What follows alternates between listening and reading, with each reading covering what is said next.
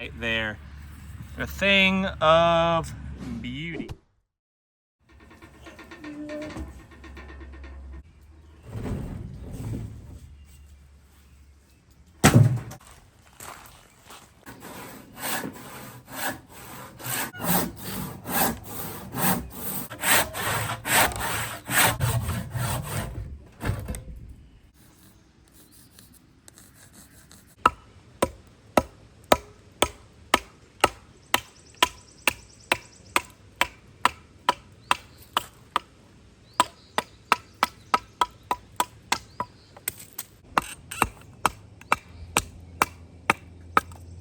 This is from a hickory tree that fell a couple years back, and I cut a big limb off of it and figured I could use it for some tool handles. It's good in season now. It's been up in the barn, hanging up in the barn for a couple years, so it's definitely good and dry. And it's got a little bit of knots and stuff, and it's not very straight grain. It's a little bit twisty, but I think it's going to work fine for this little axe head. My buddy Daniel gave me this little axe head, and I believe what he said is it's a marbles company head, and it's a really cool little axe head, little hatchet, and I'm looking forward to getting a handle on it. So I figured we'd get one going. Today is Memorial Day, and this morning at 7 o'clock it was storming, like lightning storm, big storm.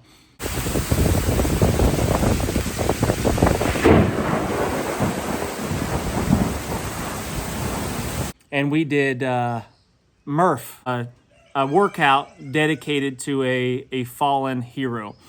And it was pretty rough. If you're unfamiliar with what Murph is, it's you run a mile, and then you do 100 pull-ups, 200 push-ups, 300 bodyweight squats, and then another mile. And you do that wearing 20 pounds of body armor. I don't have any body armor, so I just wore a 20-pound pack.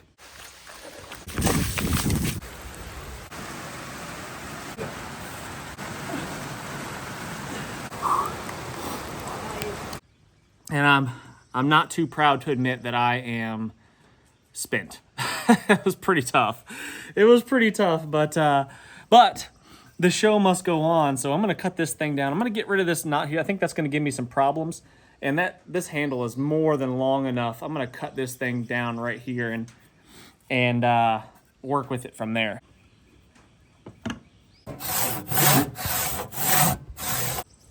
Might save this little chunk here to make a wedge.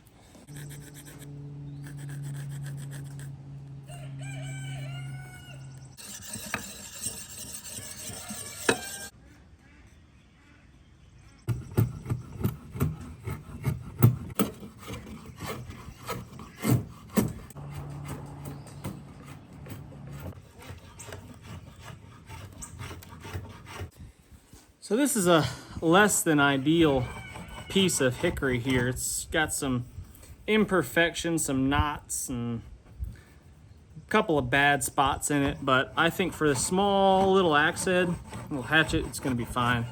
I don't know if I'd bother making a full-sized axe handle out of this because it might just be too weak with all the extra weight on a bigger axe head and the leverage and the more impact, the higher impacts and stuff, it might not hold up, but I think this is gonna be more than strong enough, even with all of its imperfections. And hickory, even a nasty piece of hickory is really strong.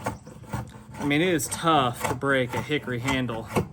You gotta really try. You gotta overshoot your target, and you've gotta hit it right on there, right next to the head to bust it. And even then, sometimes it takes several of those before it finally gives up. Hickory is amazing. It's shock absorption. It's just flexibility and strength. It's pretty cool stuff. And I'm very fortunate to have quite a few hickory trees growing around my property. This hickory tree fell a couple years ago, I guess it was now, and my buddy was parked over on the other side of the creek in the field, and he had just moved his car. And this tree fell like 60 seconds later, and it would have crushed his car. It's a big tree, and he moved just in time. All these imperfections in the wood do make it difficult to carve because it wants to splinter out on you, but I've got it pretty close to the size that I'm looking for. I like a pretty girthy handle. You know how it is. So I have slowed my roll a little bit, I've slowed my pace down a little bit, and I've switched over to this wood rasp to do some fine tuning. I haven't begun to shape the part of the handle where it's going to insert into the axe head. I've got to take quite a bit. We've got to take quite a bit of material off in order to get that to fit in there. You can see where I kind of traced the inside there. So we've got to shape that and get it to fit inside there, and then we've got to split it and put a wedge. It's kind of a process, but it's going to be really, really nice, and that's going to be a heirloom type quality tool that we can pass down to the next generation.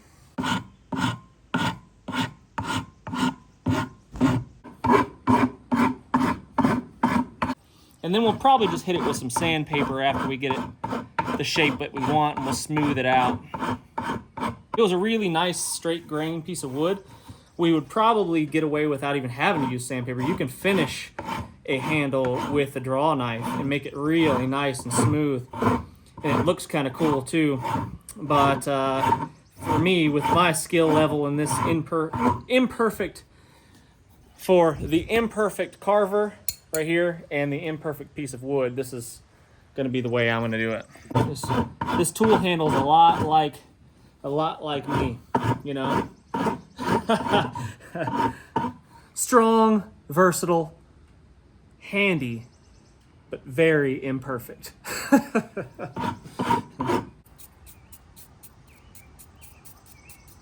Now we're starting to shape the part of the handle that's going to insert into the head.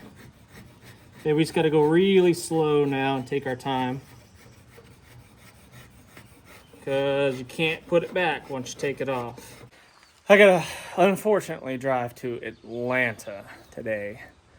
A couple hours drive down there, but fortunately we're picking up a car for my wife. We've been down to one vehicle for, it's been a while, couple months, I guess, down to one vehicle, which, you know, first world problems, I guess, but you know, it's kind of inconvenient when she's got to go somewhere and I got to go somewhere. We both need vehicle sort of thing. So we're gonna go pick up her a new used vehicle. But we've got to go to Atlanta to do so. This part of the handle has this really nice, straight, smooth grain right here. That's why I chose this for the end that I'm going to put the head on. And it's just so nice to carve when the wood is like that. If it's all gnarly and knotty and stuff on like it is on this end, it is not quite as enjoyable.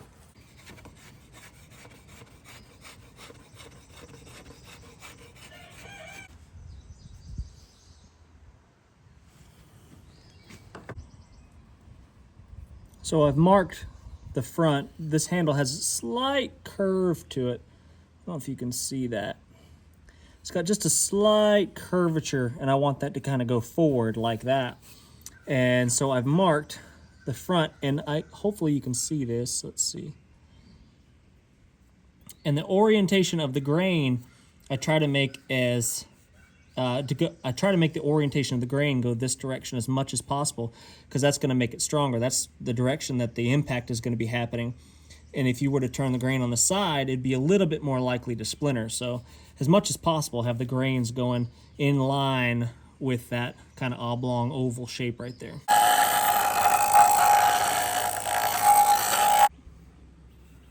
All right, we're getting really close now. See what we're dealing with there. Pretty good fit.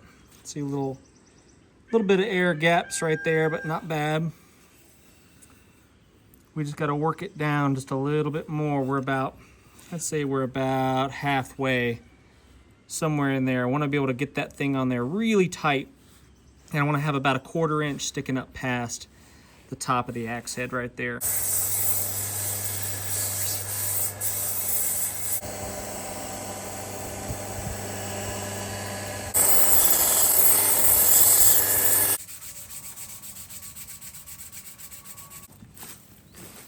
All this stuff makes great kindling to get your fire started around the house. Just got back from Atlanta. Time to fill up with a little fuel.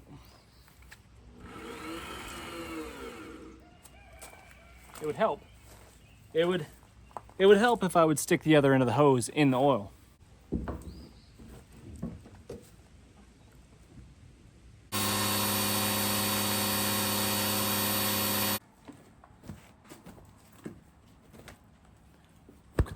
Where were we before I was so rudely interrupted? All right, don't judge me too hard, guys.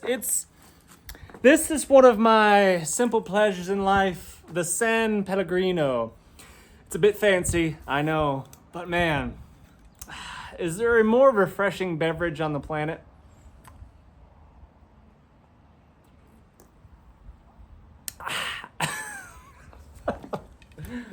All right, let's get this thing going. So we're gonna cut our kerf. We're gonna cut our split, our notch in there, so we can drive a wedge and really snug this thing up on our handle. But I'm gonna get it off of there. It's on there, kind of snug already. It's a really good fit. I don't know if you can see that. Let's see. That's a super good fit. I am very pleased at how that turned out. I like the contour of the handle. Oftentimes on axes like this one, I really like this axe right here. This is a SA Wetterlings Scandinavian Swedish axe. Really nice. I like this axe a lot. But when they make the handle, they make this portion of the handle oftentimes kind of, it's just uncomfortable. It doesn't fit in your hand really well when you choke up on it to do finer chopping, carving type tasks. So I don't like that. So when I make my handles, I make them beefy right there. I make them chunky. I make them beefy. I like them like that, so I can get in there. I can choke up on it really comfortably, and all day long I can do little chopping, carving tasks, and that's exactly what a little axe like this is going to be for. So that's why I make them like that, with a little bit of girth to them.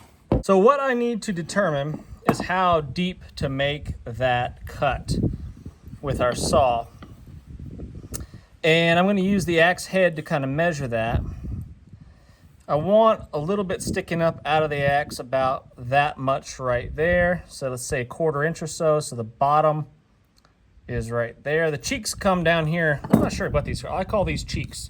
I'm not sure exactly what they're called, but you axe connoisseurs out there that are, the experts, let me know what those are actually called. But the cheeks come down and come down a little bit further, but I don't want my notch to be visible, to be seen, any space right here below that axe head. So I'm going to measure to the back of the pole here.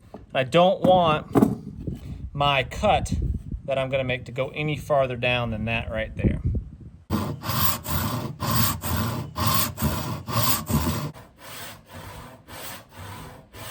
Handle making's thirsty work.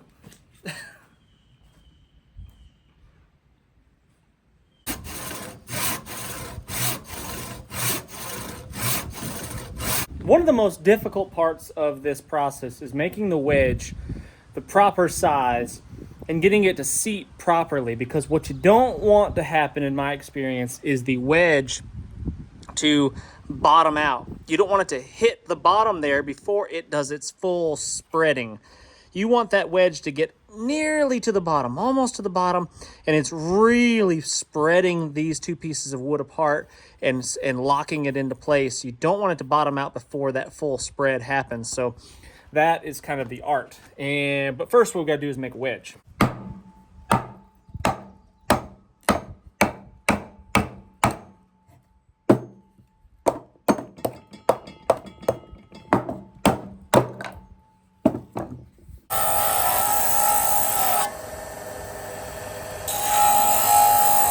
I'm gonna find another piece. This hickory is twisty, super twisty. I've never mixed woods before. I've always used hickory wedges, but I don't know if there's necessarily gonna be a huge issue with mixing two types of wood.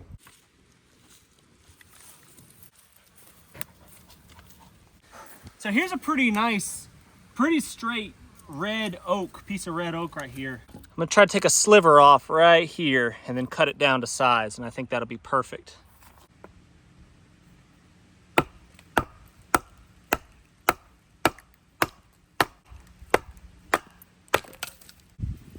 Yeah, I think that piece will probably work.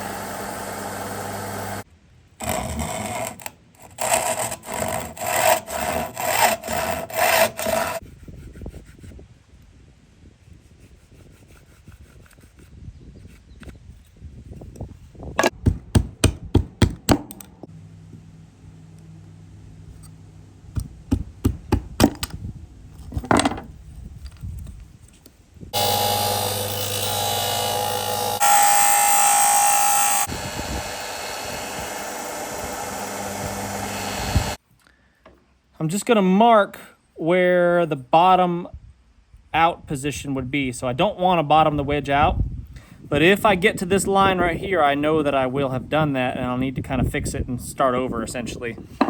So that right there is my bottom out mark. Don't want to get to that point. Another little tip, something that I like to do is I like to kind of chamfer round off the edges like you would a tent stake, like a wooden peg.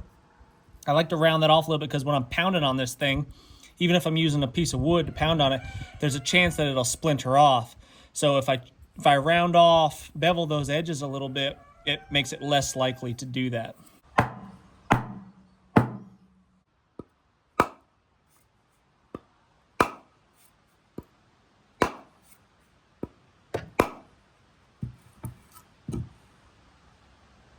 So that's on there really good. It went a little further than I expected, so I might take it off. I might cut my kerf just a little bit deeper.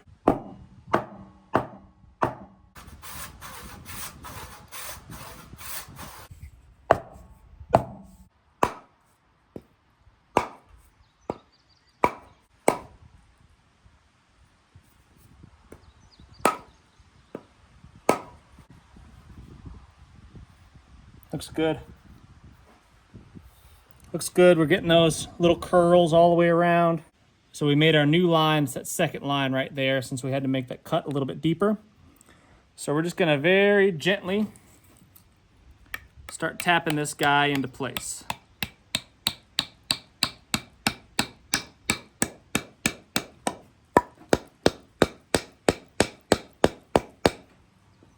Like so.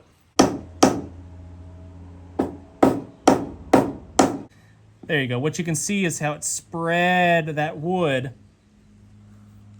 above the eye, the opening of the axe right there. So there's no way that it can be pulled out because of that, unless the wedge was to come out for some reason. But you see those little curls right there kind of happening all the way around? That's perfect. That means it's got a really good snug fit, and that's not going to come off of there. And if I have a step wedge, I'll use it. I don't know, I'm gonna have to go look and see if I've got one, or maybe we can make one or something, but I'll have to look.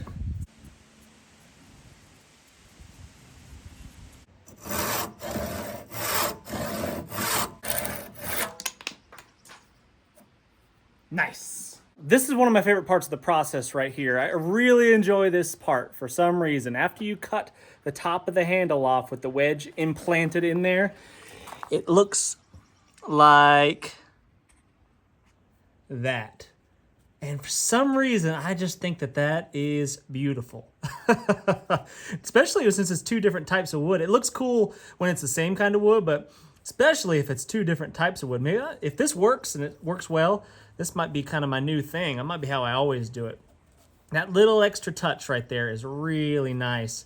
So now I'm just gonna clean up that edge right there around, and then we will oil up our handle, finish sanding it a little bit. We'll clean it up a little bit more and then put the finishing touch on there. Actually, I'm gonna look for a step wedge. I'm gonna see if I've got one of those. Look what we have here. We've got some options. Definitely not this big mumbo jumbo. Probably this little guy right here. I don't know what axe that came out of. I don't remember. But what happens is our wooden wedge spreads the wood this direction, left and right. The step wedge, if put in this way, spreads the wood forward and backwards. And that will snug it up. You see there's a little bit of space. See that little bit of space right there where the wedge is? A little bit of space, not much. It's pretty tight all the way around. And honestly, I could probably make this work right here. There's plenty of axes out there that have lasted many, many years without a step wedge. And a big part of me doesn't want to use it, but I feel like, I don't know. What do you guys think? Step wedge it? Or wait and see. What I could do is I could just oil this thing up. I could soak it in some linseed oil and then, and use the crap out of it. And if it should start to work a little bit loose or something like that, I could always put the step wedge in to snug it up. I kind of like the idea of not using the step wedge. Let's do that.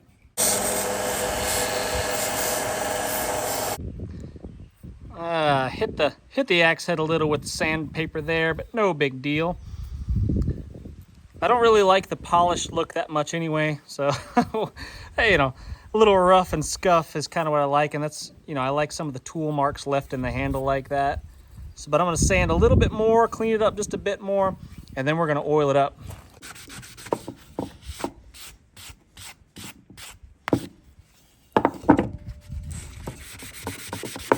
I use boiled linseed oil for all the wooden handled stuff that I do.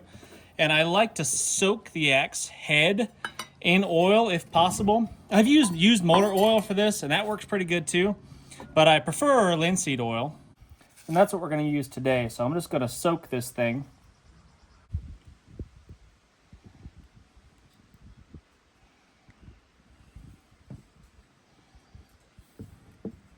A lot of old timers would tell you just to soak it in water, right? Soak your axe head in water and it'll snug up and stay tight. And while that is true, you can soak your axe heads or any of your tools, wooden handled tools, in water. It will swell up the wood and make it tight, but it doesn't last. Once that water evaporates out of the wood, and then it'll loosen up and it makes it worse actually. So at least that's in my experience. But oil doesn't go away, it doesn't evaporate. So if I soak my wooden handle, the portion of it that goes in through the axe head, if I soak that in oil, that oil is always going to be there, and it's going to swell up those pores of the wood. It's going to swell up those fibers of the wood, and it's never going to come loose, and that's going to make it super, super tight, and most likely eliminate the need for that step wedge.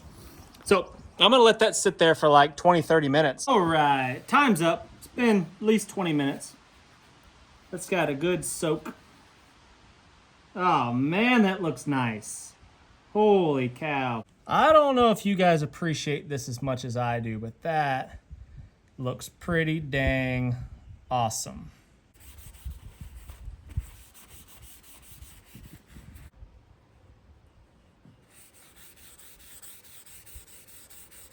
Liberally applied oil to the handle, and then what I like to do is set it out in the hot sun, and that'll help soak it all in. So I'm just gonna leave it here on this stump for a minute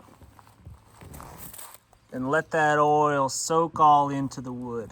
Now they say a soaked linseed oil rag like this one could spontaneously combust and burn your barn down.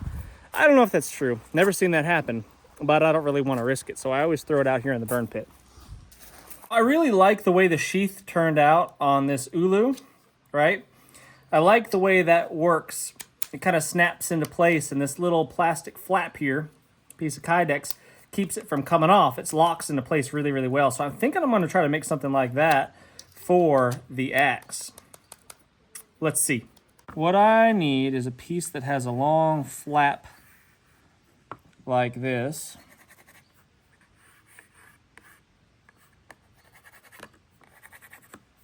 Something like that. And then just another piece kind of like that.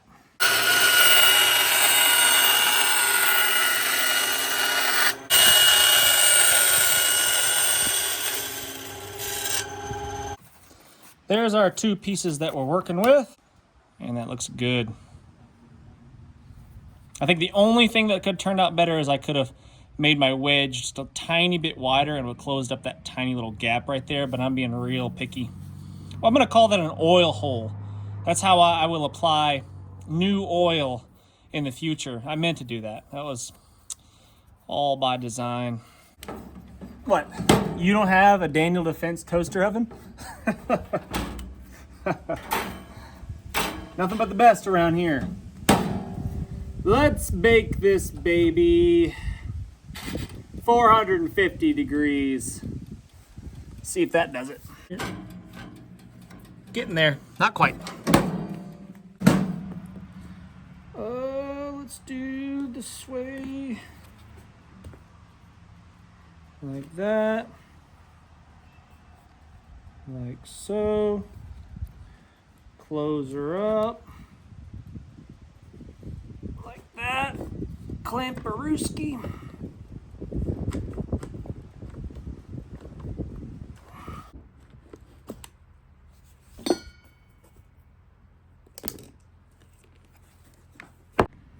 So we're going to trim it like this.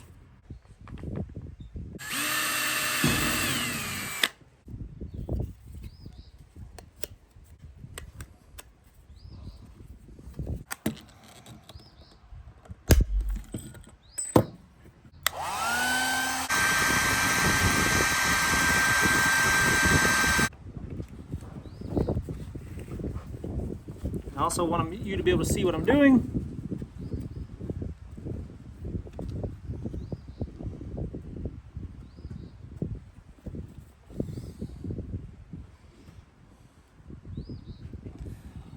Hopefully you can see that. Sorry guys, I had to be quick, but I folded it, got it nice and hot, and then folded it around the back of the axe there, around the pole. I'll hold it until it cools, and then we'll see if that does a good job of keeping the sheath on the axe. I think it will, but we're about to find out. Oh, that's good. That's real good. And then to take it off, you just pop this off like that, and that's as easy as it gets. That design actually works quite well with the axes, just like it does the ulu. But I do need to trim that down just a little bit. It's too long, and it's the retention's a little bit too much.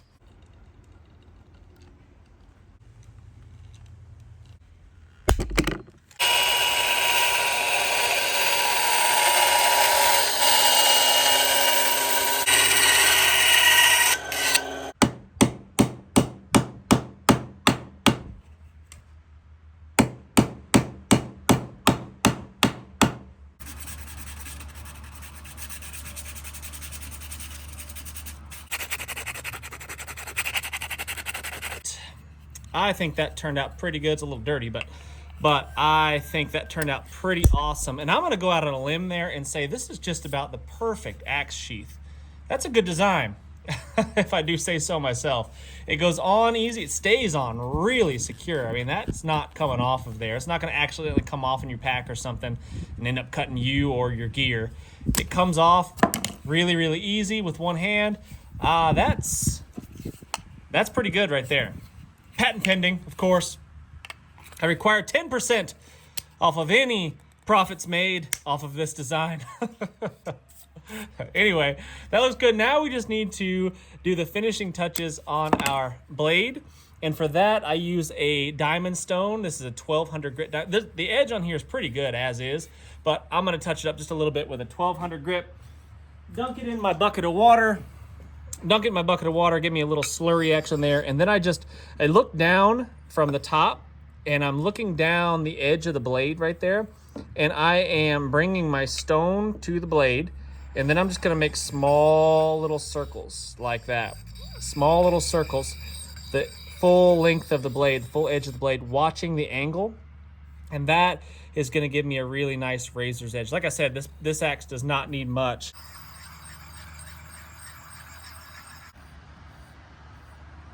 Yep. I don't know if you can see that, but hair shaven sharp. That is hair popping, hair shaven sharp. That is great. If on tools like this, axes and machetes and things like that, hard working tools, if it scrapes my thumbnail, like if I could stick it on my thumbnail and it doesn't easily slide across my nail, it's sticky, it's tacky. That is usually generally sharp enough for the use that I'm gonna need them for. That, my friends, is the finished product right there. A thing of beauty. That is super nice little axe, little hatchet with a really cool, inexpensive quality sheath right there that only took me maybe 20 minutes to make. So all in all, I'd say I've got about, 3 hours maybe. We're plowing the field over there across the creek. Sorry for the noise. But I'd say all in all, total start to finish, making the handle, the sheath, oiling, sharpening, all of that, I'd say I've got maybe 3 hours, 4 hours perhaps in the whole project. And I'd say that's time well spent for a quality heirloom type tool like that one right there. Daniel, you are a solid friend. Thank you very much. I am extremely grateful for this, and I can't wait to put it to use. Love it. Really, really love it, guys. All right, thanks so much for watching. I really do appreciate it. Please hit the thumbs up, subscribe if you haven't done so already.